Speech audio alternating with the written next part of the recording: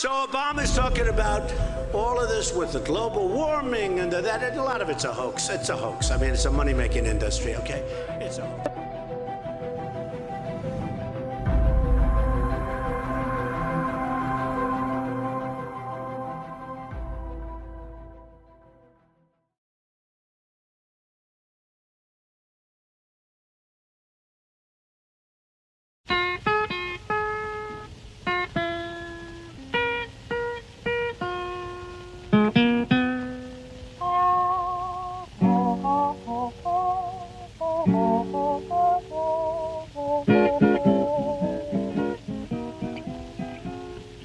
Where do they go, the smoke rings I blow each night?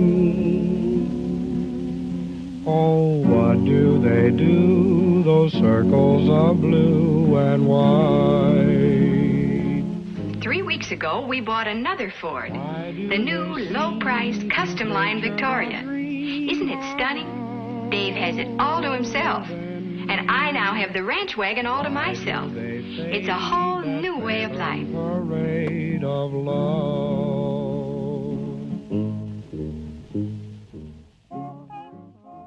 Climate change became an issue in the early 19th century when ice ages and other natural changes in paleoclimate were first suspected and the natural greenhouse effect was first identified.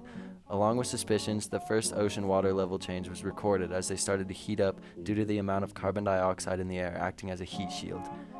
1840 started the Industrial Revolution, which began a long path of many greenhouse gases and other pollutants being emitted into the atmosphere.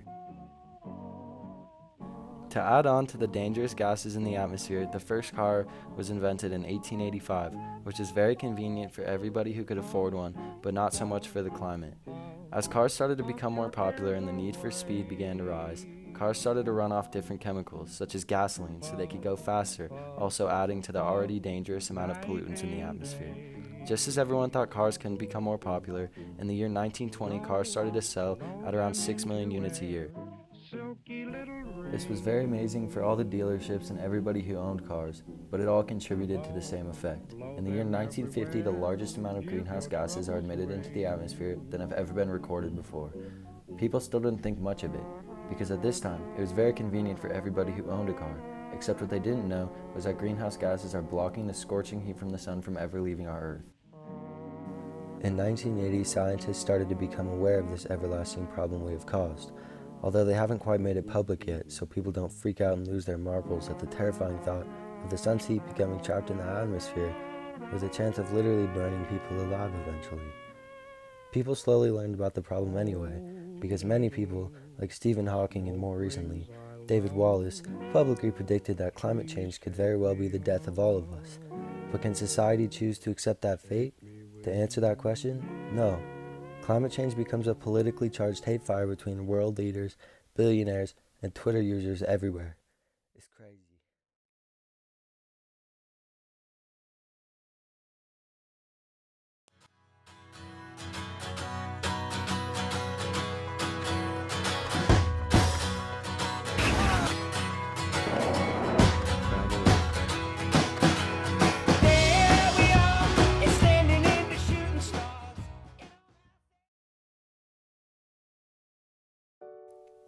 Here we are in the year 2019.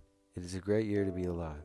Everything is more advanced than it has ever been, and technology is growing like we never have seen it before. AI units are becoming popular, and electric cars are starting to become the new trend in the motor vehicle department.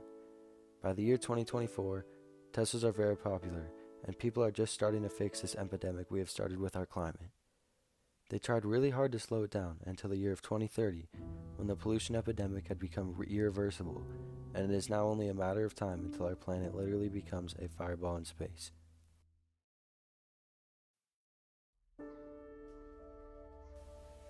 Certain people didn't really feel like having the human race fall out just like that, so investors like Elon Musk decided we needed to do something about this. We had to go to Mars. In the year 2035, the first man lands on Mars. They take samples of the gases and the sand and lots of other things that would be important for us to find out if we are going to be able to colonize Mars. In order to prolong our stay on Earth, all cars become fully electric in the year of 2042, emitting zero pollutants into the atmosphere, and using absolutely no trace of gasoline or any other chemicals. Sadly, this only helps a little bit.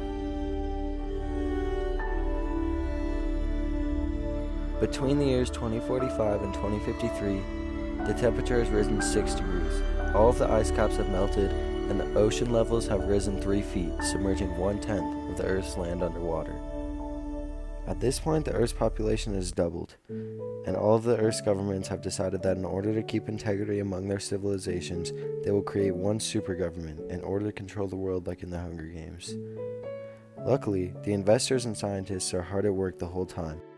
By the year 2067, after lots of research and experiments determining if Mars is somewhere we can survive, most people on Earth are starting to warm up to the idea of moving from a place where they've lived their whole life to a foreign planet where nothing is certain. Unfortunately, the move from one planet to another is a very expensive process, and a few of the districts aren't wealthy enough to afford to bring everybody to their new home. All gets figured out, and the year 2084 rolls around. Most people on Earth have moved on and are living a new life on Mars, while the people who stayed have to deal with the weather, which is becoming very severe and dangerous. Hurricanes happen every couple of hours, and tornadoes the size of 4 American football fields side to side bash down on the ground every few minutes. The Earth is becoming uninhabitable, with very little food left, and the people who are left can barely survive in these conditions, even with the technology that was produced to help them. By the year 2100, the Earth is completely uninhabitable, and almost nobody is left alive. The Earth has turned into a dead planet with no signs of life, and raging storms everywhere. The future for humans on Mars is yet to be determined. Will the human race maintain a healthy lifestyle on Mars, or will they destroy it like they did on the Earth? These are questions that only time will tell. In the meantime, we may have a moment of silence for the Earth that gave us everything: food, animals, and the most extraordinary form of life humans have ever known, and in return, we killed it.